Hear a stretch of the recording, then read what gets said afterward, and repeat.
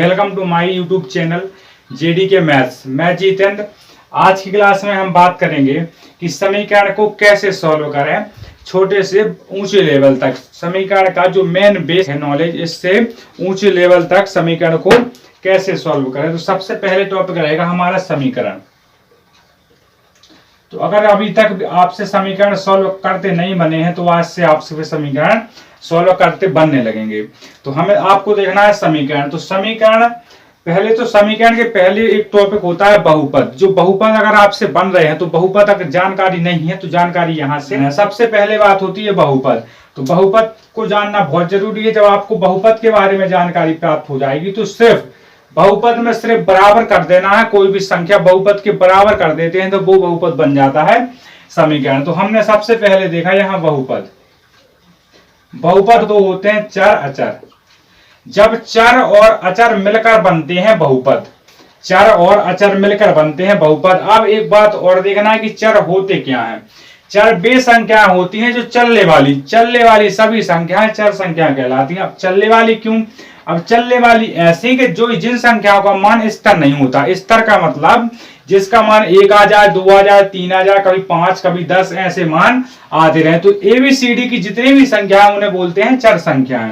चर संख्या एबीसीडी की जैसे एक्स, वाई, जेड, ए, बी, सी ऐसे कोई भी संख्याएं होती हैं। जो एबीसीडी की जितनी भी संख्या होती हैं वो चर संख्याएं कहलाती हैं। इनका मान कभी भी स्थिर नहीं होता है, जो चलती रहती हैं। और अचर संख्या वे संख्या कहलाती हैं जिनका मान 1 होता है। जैसे गिनती का 1, यानी गिनती का जो 1 होता वो अंकों का 1 सिर्फ 1 ही रहेगा जी। कभी भी मान इसका 2 नहीं होता है। यहाँ x का मान कभी 2 भी हो सकता है, कभी 3 भी हो सकता है, कभी 4 भी हो सकता है जी। आपका क्लियर कभी भी नहीं होता है। यहाँ से 1 अगर 1 है तो 1 ही रहेगा, 2 अगर 2 है तो जी 2 ही रहेगा, कभी भी 3 नहीं हो सकता। इस प्रकार से यहाँ आपने देख ली चर और अचर। अब अगर चर और अचर हमने बता दिए कि बहुपद चर और अचर। तो चर मतलब 3x लिख दें हम, 3x लिख दें तो 3x एक चर वाला पद हो जाएगा। और हमने बताया चर और अचर दोनों मिलकर बनते हैं बहुपद। तो अचर को साथ में मिला देंगे तो जी क्या बन जाएगा? एक बहुपद बन जाएगा। 3x + 4 एक बहुपद बन गया। अगर इसी बहुपद में हम 0 लगा देते हैं तो जी बन जाता है समीकरण तुरंत। इसी वक्त जी समीकरण में बदल गया। ऐसे समीकरण बदल जाता है जी एक बहुपद है। तो सबसे पहले बहुपद में 0 लगा देते हैं तो आ जाता है एक समीकरण। लेकिन बहुपद दो राशियों से मिलकर बनता है, चर और अचर राशि से। चर राशियां वे राशियां जो चलने वाली राशियां, और अचर राशियां वे वाली जिनका मान स्थिर रहता है वो क्या कहलाती हैं? अचर राशियां कहलाती हैं। यहाँ से चर और अचर क्लियर हो जाते हैं। अब यहाँ बहुपद के प्रकार कितने होते हैं? तो बहुपद के प्रकार जितने की घात लगा दें, किसी भी चर में जितने की अधिकतम घात लग जाती है वही उसका बहुपद कहलाता है। अगर मान लो हमने यहाँ लिख दिया 3x और +4, तो इसमें x की घात 1 है। जब इसमें x की घात 1 है तो ये कहलाएगा रेखिक समीकरण। मतलब अधिकतम घात अगर 1 की है, अधिकतम घात अगर 1 की है तो ये कहलाएगा रेखिक समीकरण।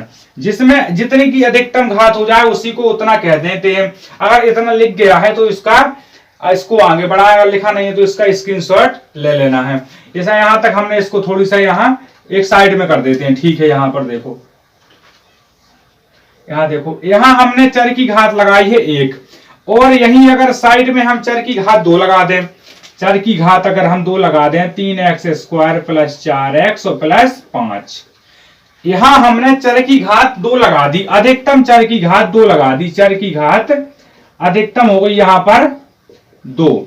अधिकतम चर की घात जब 2 हो जाती है तो क्या बन जाता है? ये द्विघात बहुपद। द्विघात बहुपद। तो यहां से द्विघात बहुपद में अगर यहीं से द्विघात बहुपद में 0 लगा दें तो क्या बन जाएगा?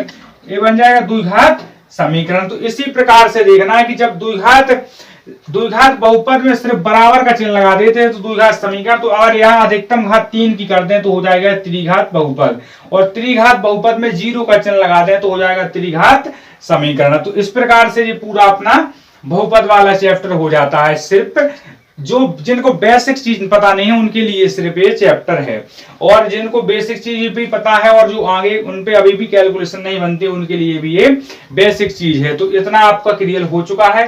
इसमें भी कोई डाउट हो तो कमेंट बॉक्स में एक बार बता जरूर देना है। यहां तक हो जाता है कंप्लीट, तो इतने के लिए वीडियो को एक बार लाइक और शेयर जरूर कर देना। इसके बाद हमने इसको कर दिया क्लीन। हम देख रहे हैं समीकरण। तो समीकरण पहले होता है एक सरल समीकरण। सरल समीकरण को बोलते हैं रेखिक समीकरण। रेखिक समीकरण को ही सरल समीकरण बोलते हैं। फिर आ जाता है द्विघात समीकरण। जब द्विघात समीकरण सॉल्व करने लगते हो तो फिर त्रिघात, फोरघात, चतुर्घात, ऐसे भी कितने भी समीकरण आप सॉल्व कर सकते हो। इस प्रकार से हमने देखा अब समीकरण। तो समीकरण भी दो प्रकार का होता है, चर और अचर। जब बहुपद दो प्रकार का होता है तो समीकरण भी दो प्रकार का होगा, चर और अचर। तो चर हमने बता दिया है कि चर होता क्या है। फिर करते हैं अचर की तरफ, चर और चर की बात। तो चर में एक्स वाई जेड के जितने भी ABCD के अक्षर होते हैं ये सभी चर में आ जाते हैं, और अचर में आ जाती है गिनती की संख्या। टोटल जितनी आपको लिखना हो वो गिनती की सभी संख्या। तो यहाँ चर और अचर, जैसे हमने चर ले लिया 3x + 4, ये एक बहुपद बन गया। इसी में अगर समता का चिन्ह लगा दें, समता का चिन्ह लगा दें, समता मतलब होता है बराबर, यहां समता का चिन्ह लग गया। तो जे भी एक अचर पद है और जे एक चर पद है। तो चर और जब अचर मिल जाते हैं तो बनता है समीकरण। समीकरण और समीकरण में जो समता का चिन्ह लगा होता है, समता का जो समता का चिन्ह लगा होता है वो बराबर के जो भी मान आएगा, बराबर का मतलब जो समता का मतलब ये है कि जो बाएं पक्ष और दाएं पक्ष इसका जो भी x का मान निकल के आएगा, जो भी यहां पर x का मान निकलेगा, जो x का मान निकलेगा वो 0 के बराबर होगा। जो x का मान आएगा यहां पर उसी x के मान को x में रखवा देते हैं। अगर तो ये 0 लिखा है अगर समता में तो 0 हो जाएंगे दोनों पद। अगर दोनों पद 0 हो जाते हैं तो समीकरण सही है, यानी सही सॉल्यूशन हुआ है। और अगर दोनों पद 0 नहीं होते हैं तो समीकरण का सॉल्यूशन सही नहीं हुआ। इतना आपको क्लियर हो जाता है। इसके बाद यहाँ साइड में देखते हैं एक समीकरण। तो पहले होता है रेखिक समीकरण। रेखिक समीकरण मतलब सरल समीकरण। तो सबसे पहले देखते हैं सरल समीकरण। सरल समीकरण, सरल समीकरण ही को बोलते हैं रेखिक समीकरण। तो यहां लिख देते हैं रेखिक समीकरण, जिसमें चर की घात अधिकतम 1 हो, जिसमें चर की घात अधिकतम 1 हो उसे बोलते हैं रेखिक समीकरण। तो रेखिक समीकरण सबसे पहले हमने ले लिया, यहां पर एक रेखिक समीकरण लिया 2x + 3 = 5। हम इस रेखिक समीकरण में जी वाला चिन्ह हमने बता दिया है यहां आपको बगल पे कि जे चिन्ह होता है समता का। समता का मतलब समान दो भागों में बांट देते हैं, इसी को बोलते हैं बराबर। दोनों पद दाएं और बाएं, जे हो जाएगा दाएं पद, जे होता है पूरा बाएं पद। दाएं और बाएं आपका पता हो, जे बाएं है और जे दाएं है, तो दाएं और बाएं।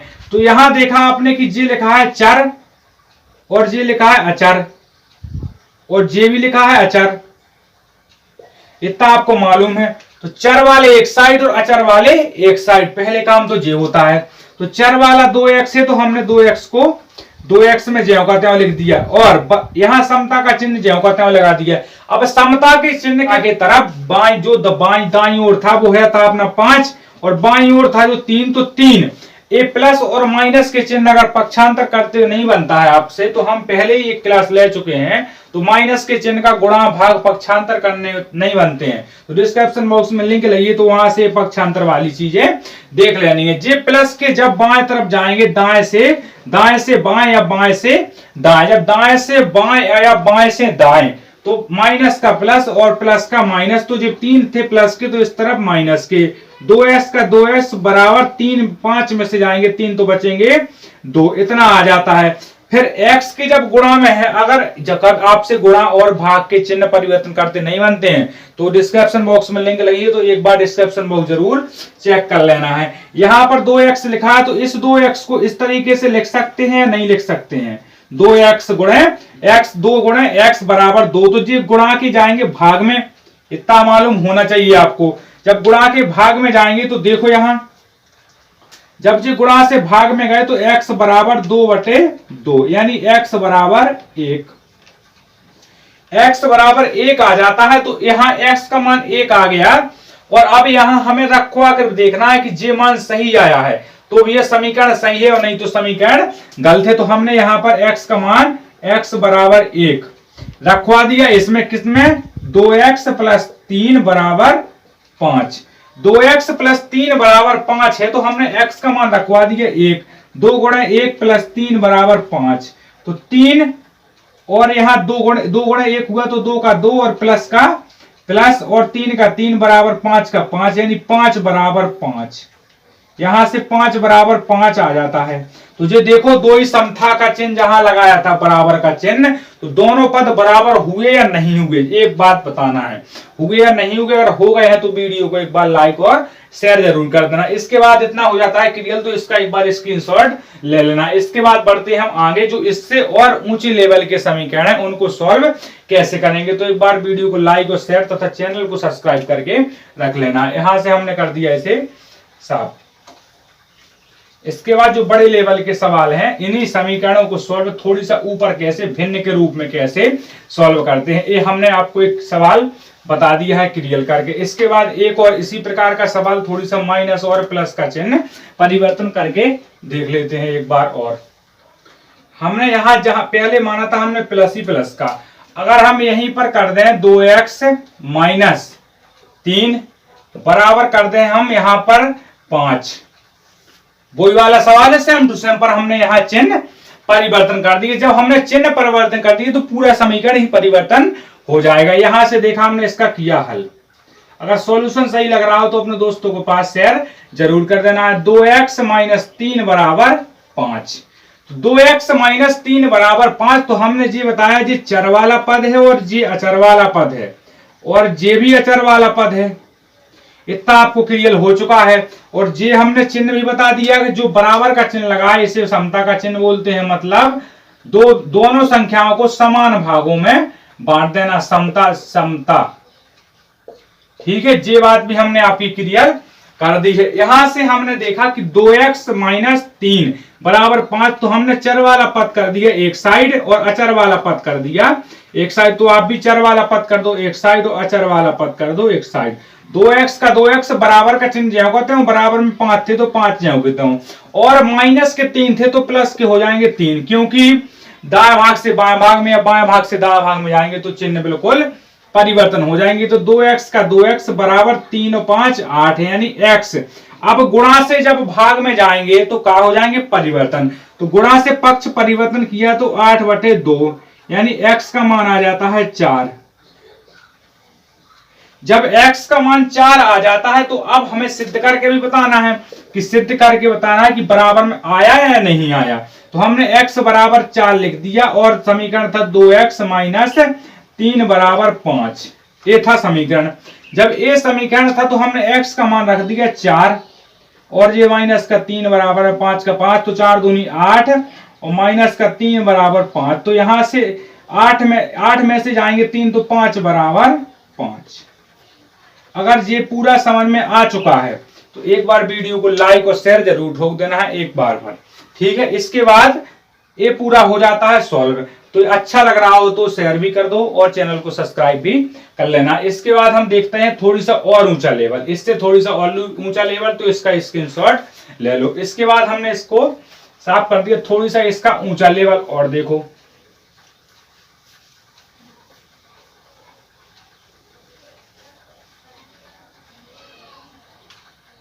इससे थोड़ी सा ऊंचा लेवल देखना है। जैसे यहीं लिख दें हम 2x प्लस 1/2 बराबर लिख दें 6। इस प्रकार का कुछ हम समीकरण लिख देते हैं। अगर इस प्रकार का समीकरण सॉल्व करते बन जाता है तो समझ लो आप समीकरण को सॉल्व कर सकते हो। जे होता है समता का चिन्ह और जे है एक अचर पद, हम एक बार बार आपको क्लियर कर रहे हैं, और जे भी है एक अचर पद और जे भी है एक चर पद।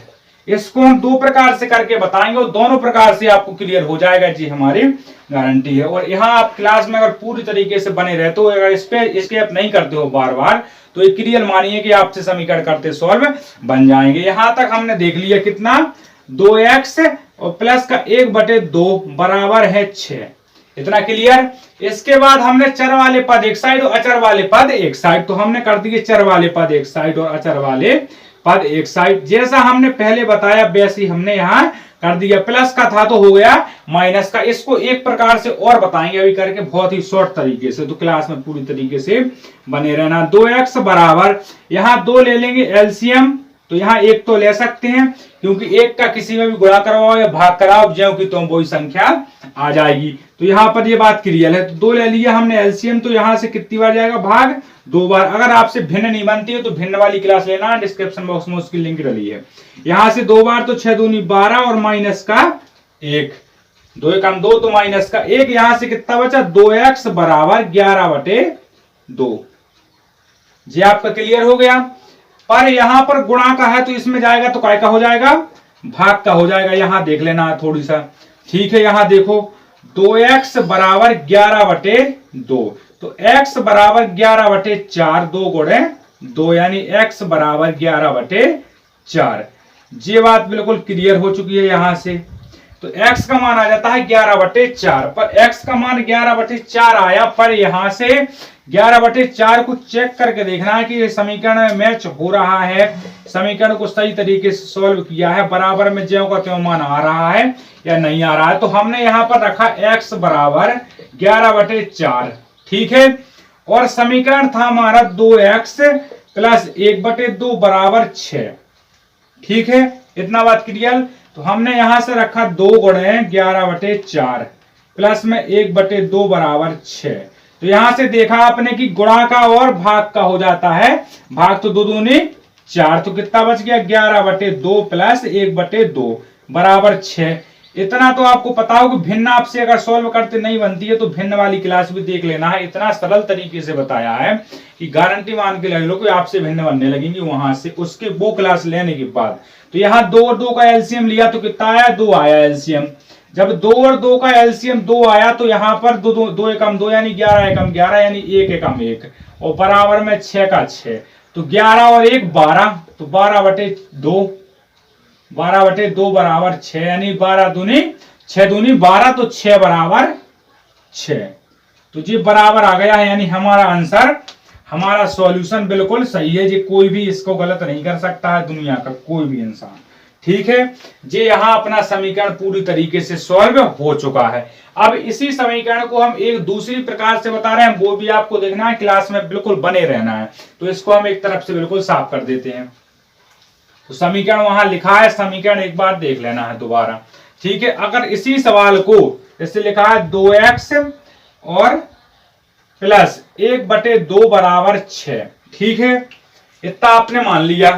अगर आपको जो 1/2 है इसका एलसीएम के चक्कर से बचना है तो सबसे पहले देखना आपने कि 2 लिखा है, तो 2 का यहीं पर एलसीएम ले लो, तो कोई दिक्कत है, बिल्कुल तो नहीं है। 2 हमने यहां पर एलसीएम लिया, पर हम इस 2 को समाप्त करना चाहते हैं। जब इस 2 को समाप्त करना चाहते हैं तो हम जब भाग में जितनी संख्या है, गुणा में जितनी संख्या है उतने का भाग देते हैं, गुणा में जितनी संख्या है उतने का भाग करा दो, भाग में जितनी संख्या है उतने का गुणा करा देते हैं। तो यहाँ पर 2 है तो हमने सब में 2 का करा दिया गुणा, 1/2 गुणे 2 बराबर 6 गुणे 2 पूरे में करेंगे। अगर किसी भी पंगत में खाना खब रहा है तो पूरी पंगत में 1 सा बटेगा, किसी भी एक जगह ज्यादा नहीं, एक जगह कम नहीं हो सकता है, ठीक है। तो यहां से 4x प्लस जे कट गए तो कितना बचा, 1 बराबर 12। इतना आपको क्लियर हो चुका होगा। जब इतना क्लियर हो चुका है तो 4x प्लस 1 दाएं भाग से बाएं भाग और बाएं भाग से दाएं भाग में जाएंगे तो चिन्ह परिवर्तन